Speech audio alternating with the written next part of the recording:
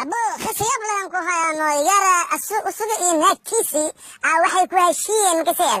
in yani mar alaala markis u baahdo in asduqda al-jamaaco ama sabaxad ama lawaalay askaco markis u baahdaba in asdaho yani khazaalada bi iyo shub adan ku dhahaasday yani sabaxadan rabaa waa marka waa ku baahanayaan kawada saas ula socdo waa ku heshiiyeen asii naagtiisi